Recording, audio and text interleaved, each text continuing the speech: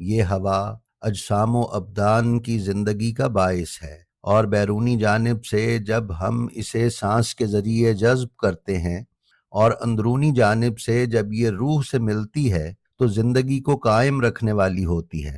اگر سانس کے ذریعے سے تازہ ہوا پھیپھڑوں تک نہ جائے اور اندرونی بخارات نہ نکلتے رہیں تو انسان چند لمحوں میں مر جائے۔ اسی ہوا کے اندر آوازیں ہیں جنہیں دور دور تک وہ پہنچا دیتی ہے، یعنی ناظرین ہوا ساؤنڈ کیریئر کا کام کرتی ہے۔ یہی ہوا ایک مقام سے دوسرے مقام پر خوشبوؤں کو اڑا کر لے جاتی ہے۔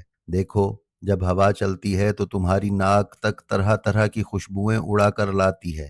اسی طرح آواز کو بھی ایک جگہ سے دوسری جگہ پہنچاتی ہے۔